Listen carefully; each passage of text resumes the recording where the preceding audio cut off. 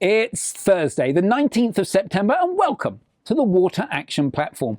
I'm Piers Clark, and this month you're going to hear about what must surely be the largest water prize for new technology ever, a staggering $119 million US. We also have an update from Xylem and Idrica on how things have gone 1 year into their partnership. Think of it as a corporate blind date where we get to find out whether they still like each other. And we will also hear from a utility that serves some of the poorest communities on the planet, namely people living in slums. Now, all of this is only possible due to our glorious sponsors listed here. They really are a special group of organisations, and without them, we wouldn't be able to share these stories. So we thank you. Now, without further ado, let's jump straight in. Our first story is about that segment of the population which is often overlooked. People living at the very bottom of the poverty pyramid. People living in slums. Now, I recently spoke with Philippe Deroux, Chief Executive and founder of Better with Water, a utility that specialises in serving exactly this demographic.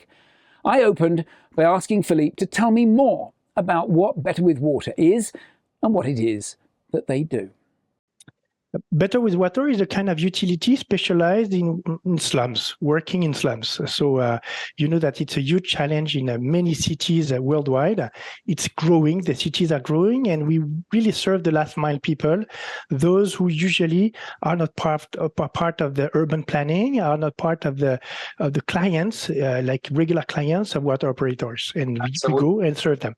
We'll talk about those in a minute. Just give me a sense of the scale. How many people do you serve and in which parts of the world? We serve every day 60,000 people, so you see still small, but growing, in 28 slums of the Philippines, Manila, Cebu, Tacloban, Bangladesh. We work in Dhaka and Chattogram city. Again, so that's good to understand who you're serving. Now, give me a sense of the organizational structure. How many people work for Better with Water and where are they based? We are 160, so we are a small multinational with 10 people in the HQ in France, and then the rest of the team based, of course, locally. 35% of them come from the area of intervention, meaning the plumbers, the collectors, the community facilitators. So we hire people from the slum. So we also create jobs. Wonderful. That is such a beautiful story, isn't it? And of course, 60,000 people out of all the slums that are out there, we've got a very long way to go. Right. And is it water and sanitation the services that you provide? It's water first, which is the entry point. And it's very important to know that it is water at home. We do tap water because most of the project in slum, usually you have communal faucet managed by the community. And we believe that the community, they cannot manage complex services. Of course, they should support the utility. But when it comes to manage, meters, pumps, water tanks, the maintenance and everything, the community should not be in front line. It should be a business. Yes. So, but then when you enter this kind of community, you have to manage informal things, to say it that way. And of course, you need to have a social development work, which is very important. So it's a kind of hybrid structure where we put together the water at the utility and then social development, social services, such as hygiene, such as firefighting, which is key, such as waste, cleanliness of the environment, and sanitation. Sorry, social firefighting? What do you mean actual firefighting? No, sorry. I mean social development. And among those services, we have fire brigades that are mobilized within the communities to be able to manage all the fires and problems related to, if there is an earthquake or a big typhoon like that. First aid.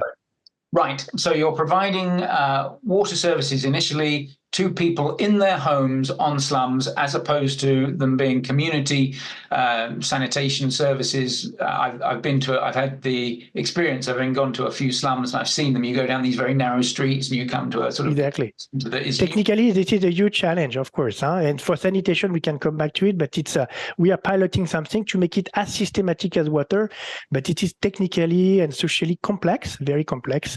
One very key things also I want to say, when we target an area, we serve every family. even the one at the back, usually the poorest, they have also access to tap water.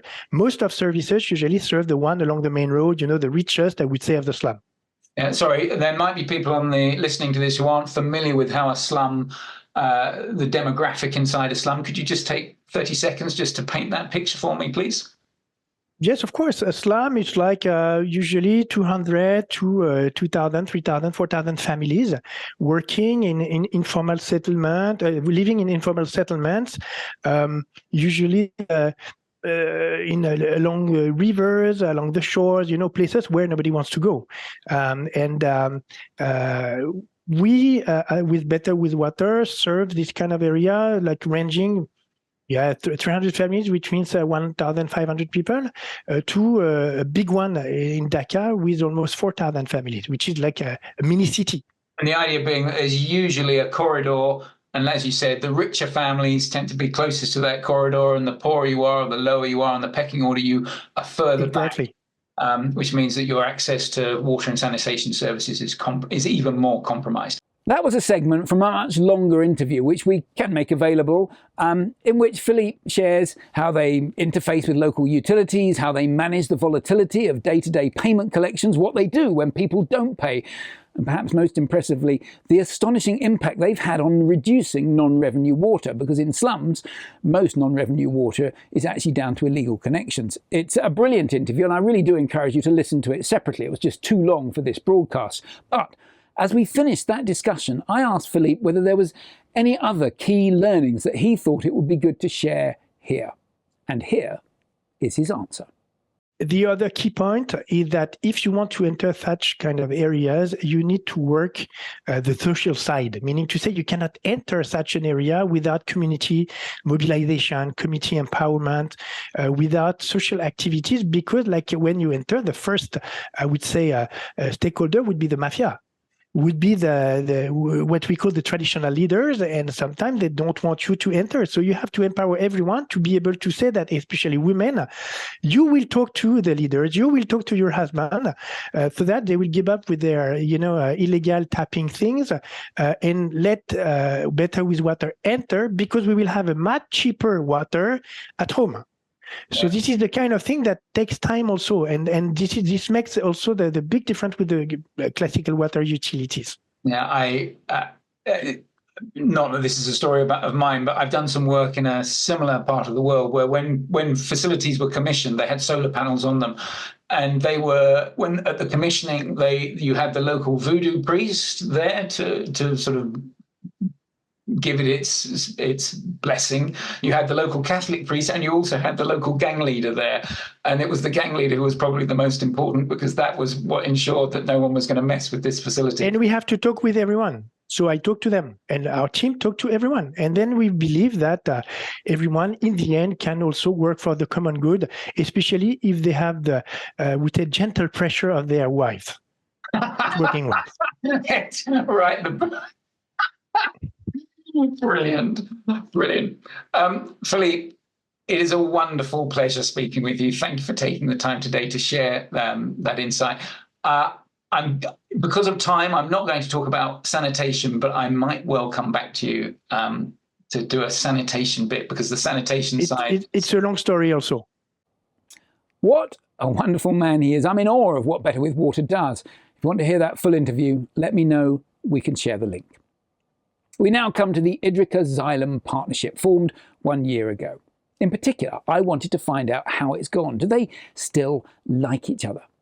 So let's start with a bit of background. Regular viewers will no doubt recall that a couple of years ago, we did a special broadcast on the work that Idrica had been doing in Valencia with their digital platform known as Agua. Idrica were taking data from multiple sensors in the network around Valencia and creating a digital twin at a very large scale. However, Agua was so much more than just a simple digital twin. It provided much more than just interesting insights. It was giving operators real-time, highly focused knowledge on how to efficiently operate their network. And as a result, non-revenue water reduced significantly from 20% to below 10%. Now, off the back of that experience, in 2023, Xylem and Idrica came together in a partnership, a joint venture. So 12 months on, I wanted to see how things had gone. I recently spoke with Rosario Arvia, the Vice President of the Water and Energy Product Group at Xylem, and Jaime Barber Sevillano, Chief Executive for Idrica. And here is what they told me. So, Rosario from Xylem, Jaime from Idrica, wonderful that you can take the time to connect with me today. We're here to hear about 1 year on into the partnership between your two wonderful organizations. But actually, we need to know, what is that partnership? What does it mean in real terms? What's actually happening on the ground? So let's start there. And Jaime, tell me, what is the partnership?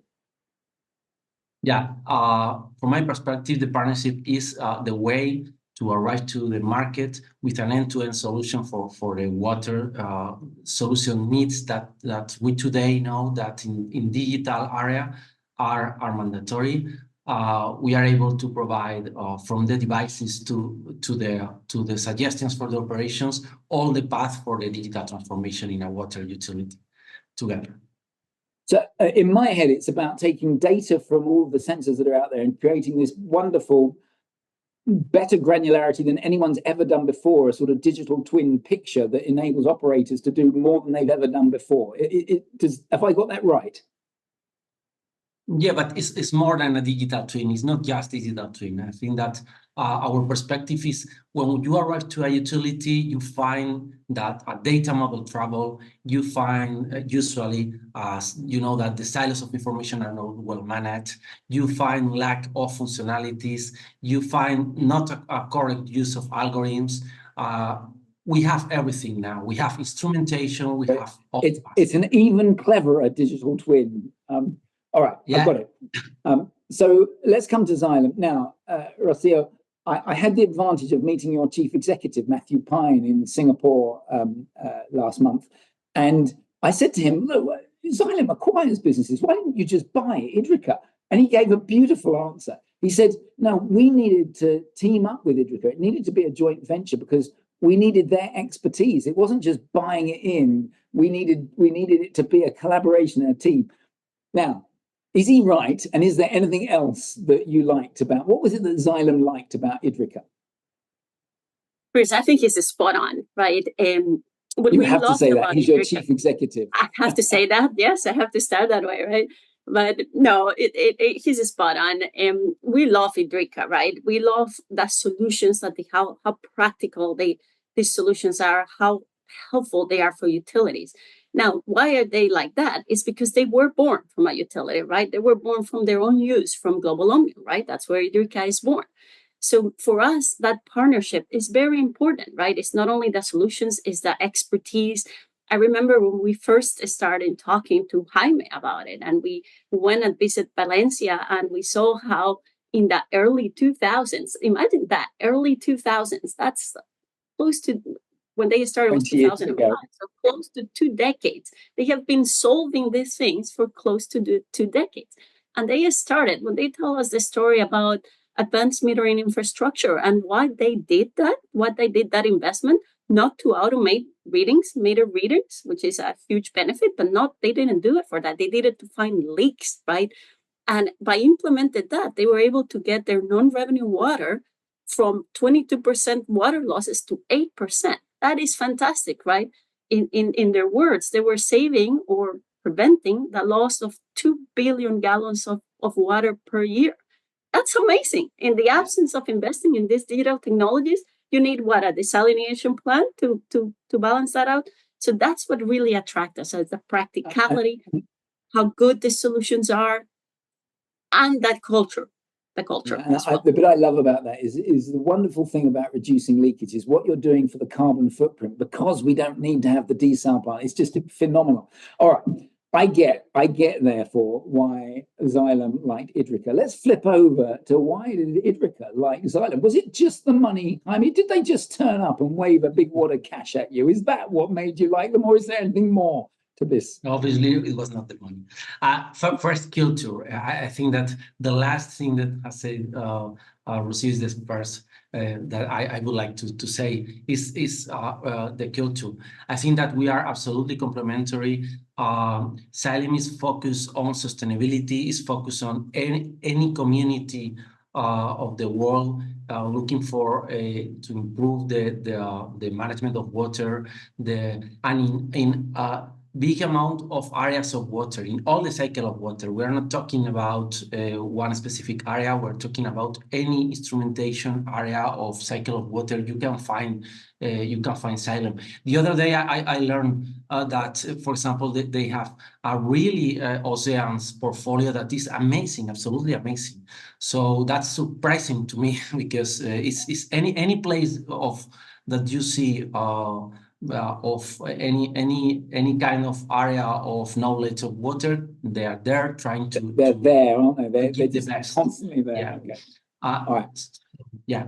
Sorry. Well, now, if I asked a couple getting married whether they liked each other on the day they got married, of course they'd say they did. If you then meet them a year later, they'll have a different perspective.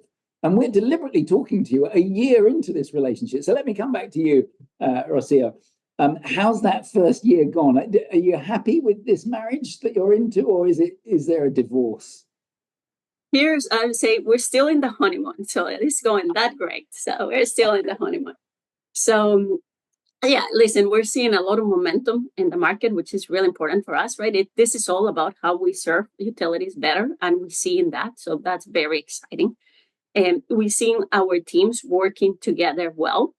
And it's a journey. Let's be completely transparent here. It's a journey. And in the US, we say, tied to baseball, we're in the early innings of a game, right? So it's the beginning of it. So what would we like to be a little bit different? Moving faster, right? We always want to move faster. I think Idrica is very clear about that, right? They're very agile. They want the Xylem to move at the pace they want to move.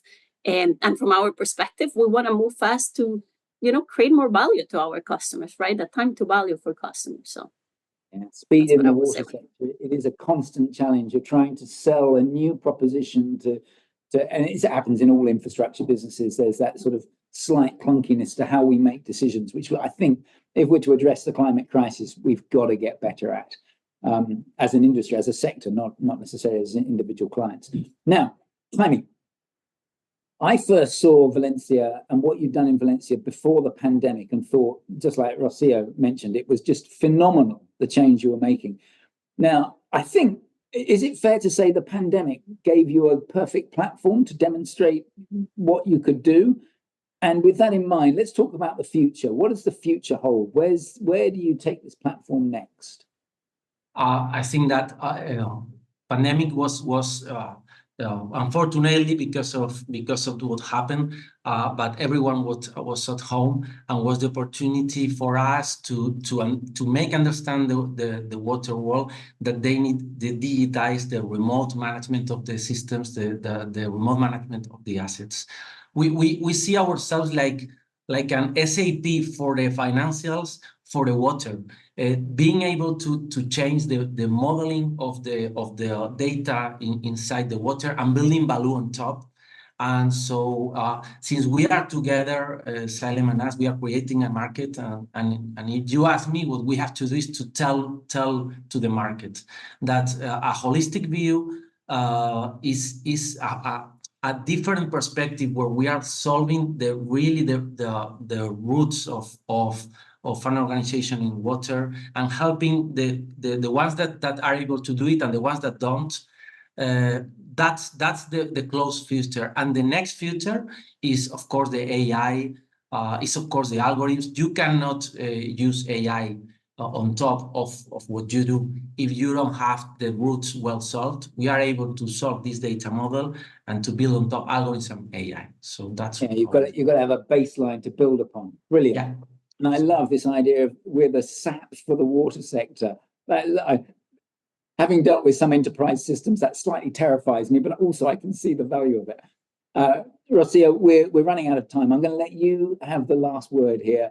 The future for Xylem and the Idrica partnership and Go Agua and where you want to go. Tell me, what does it look like?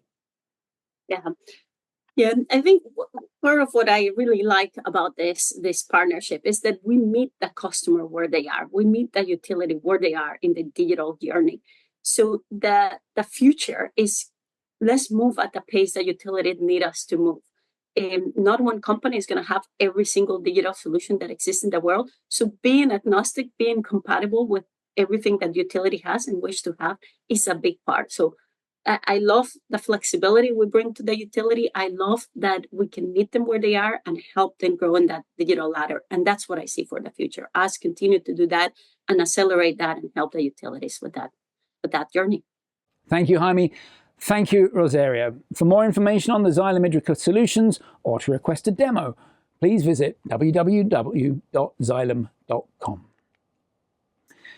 We now come to the XPRIZE. And if you've not heard about the XPRIZE, then pay careful attention, because it's a pot of money, $119 million to be precise, that has been assigned as part of a 5-year global competition to drive access to clean water from reliable, sustainable, and affordable sources. The person leading this fine initiative is Dr. Lauren Greenlee, and I spoke to her about the program and how it could benefit not just the innovators and utilities, but also potential supply chain partners. I started by asking her to explain what the XPRIZE is. So XPRIZE is a 30-year-old nonprofit organization. We've been around for a while, and we design and run global incentivized prize competitions. And we focus on technology as a vehicle for, moving things forward and causing change to happen. Incentivize, that's an incentivized prize. Does that mean money?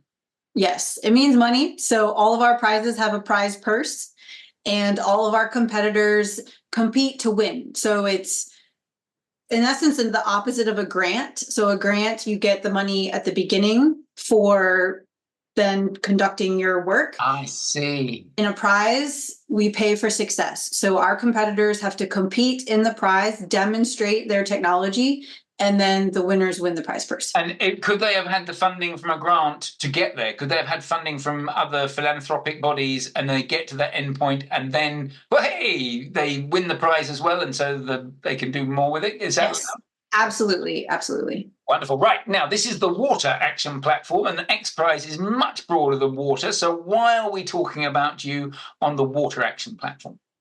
So we have recently launched our largest prize ever, called Water Scarcity. Quite right that it should be the largest prize in water, may I? I agree. So Water Scarcity is focused on desalination, and XPRIZE really tries to work in spaces where there's a gap in innovation, a gap in financing, a gap in progress. And so with our sponsor for this prize, the Mohammed bin Zayed Water Initiative, so we identified a gap in desalination that could be very prizable, which is the technology essentially has stagnated. We haven't seen huge step change innovations in the desalination sector for multiple decades. And meanwhile, water scarcity is a global issue. Now, desalination is a small piece of it, but it is a way for us to go after water scarcity issues. So there you have it, a big, huge pot of money to help us turn seawater into drinking water. The program was launched in February 2024 and runs for 5 years. Now, bearing this in mind, I also asked Lauren what it was they were actually hoping to achieve in their first year. So the first year is focused on attracting competitors. So we are recruiting teams to come and enter the competition. Teams can register through the first quarter of 2025. And so that is our entire focus for this year. Excellent. So I'm an innovator. I might be in a university, or I might be in a corporate. I might be just a bloke who's come up with a whizzy idea. I can register on the website, and I need to register in this first year. Otherwise, I don't have my lottery ticket. I'm not in the race. Correct? That's correct. So at xprize.org/water, we have our registration open. Teams need to register. Once they register, they get access to you can see all of the other teams that are actually registered. So they get visibility into the competition, and they also then are part of our communications. So it's really important actually that teams register as soon as possible, because then they get updates from us and they can be on our webinars. We do team events all through this year. We're already starting to do team events because we want everyone to be successful. I mean, but only one person, only one team is going to win, I assume. Well, so the prize purse actually breaks down. So there are 3 grand challenge prizes. So first, second, and third and we have 2 parallel competition tracks. So there's actually 6 grand prizes. So 3 and 3. And then we give milestone awards and moonshot awards. So there's actually a number of ways in which the teams can win over the 5-year period. Hence the reason you described it as an incentivized program. You'll keep being successful. You'll keep getting goodies. If you're not successful, you won't. Okay. And the first year, and by the first year, we mean up until April of next year. But anyone sitting there thinking, well, I've got a great idea. Register now. Get registered on the system, because there's lots of feedback you're going to get. All right. Now, couple of things. I've got 2 things for you. So one is, will you promise to come and keep us informed? Can you share with us who's going on? You know, can we revisit this maybe every 3 months? Let's have a little. I want you to tell me who's in the race. And absolutely, I'd love to join you in an exciting journey of watching them succeed or not succeed, not fail, because they'll learn. Even when you don't succeed, you haven't failed. Right. You've just learned something. And secondly, I think part of what you're doing right here, right now, part of the reason you're talking to me is because you're building an ecosystem. And it's not just about organizations like ISLE that can help you tell your story. You're also looking for others that can come alongside you. Now, can you just tell me a little bit more about them? Absolutely. So the way we think about it is the prize is just the first step in success for the end goal, which is to make desalination more widely accessible globally. And to do that, you have to create an ecosystem that continues beyond the time of the prize. And so we look at building an ecosystem of a range of partners and organizations that can intersect in different ways. So everything from, for example, equipment partners that might end up collaborating or working with our teams to compete, to it needs to be not just partners. A technical success, it needs to be a commercial success. So you need people who can build it and license it and sell it. You need people, utilities or asset owners that can operate it. Integrators, yes. Financiers, infrastructure financing for larger projects, or, financing for particular regions of the world. So yes, we build an ecosystem to include all of those kinds of partners. And one of the things I like about the XPRIZE is the inclusivity. I mean, you mentioned that the sponsor, you mentioned that it's sort of come from a Middle Eastern genesis, but actually the scope of this is Global South just as much as Global North. Yes. And in fact, both XPRIZE and our sponsor were very aligned on this, that desalination, and you and your audience likely know this, is largely accessed by wealthy nations. And we want it to be more equitably accessible. And that means innovation, that means bringing the cost down. And both our sponsor and XPRIZE, that is a big goal of this competition. Thank you, Lauren. What a great initiative. $119 million US. Not a grant, it's a prize, hence the name. If you want to know more, then this text in red is the link that you need to follow. And as discussed, we will get Lauren back in a few months' time to share with us how she's getting on. Who are the runners and riders in this particularly exciting race? And finally, the water climate discussion. Now, a couple of months ago, we introduced this campaign, and to remind you, the water sector and the world is unlikely to meet climate change targets through small changes, so you need to start thinking the unthinkable. You might even have seen my particular personal post on LinkedIn a few weeks ago, where I talked about dry toilets. Well, we want to invite you to propose your ideas for radical change. I did mine last month, and here is Joe Burgess with a probably a bit mad, but definitely radical idea: marine cloud brightening. How about marine cloud brightening? Marine cloud brightening involves spraying seawater into the atmosphere to increase the reflectivity or albedo of clouds over the ocean, which could help cool the Earth by reflecting more sunlight back into space. How does this work? Well, special ships or autonomous drones spray fine droplets of seawater up into the atmosphere. The salt particles from the seawater act as nuclei for cloud condensation, increasing the density and the brightness of marine clouds. Brighter clouds reflect more sunlight, potentially reducing surface temperatures. This is, of course, controversial. There are unintended consequences. Potential impacts on weather patterns, precipitation, and marine ecosystems, they're largely unknown and they could be significant. And there's a geoengineering debate as well. It raises ethical questions about manipulating the Earth's climate system and potential dependency on such technologies. But we've already manipulated the Earth's climate system. We're already dependent on technologies. So why not? A terrible idea or a radical solution? Why don't you join in? All you need to do is grab your phone, record your radical idea. There are no wrong ideas because sometimes wild ideas spur the birth of a truly brilliant idea. Once recorded, post it on LinkedIn with #RadicalChange and mention the water climate discussion.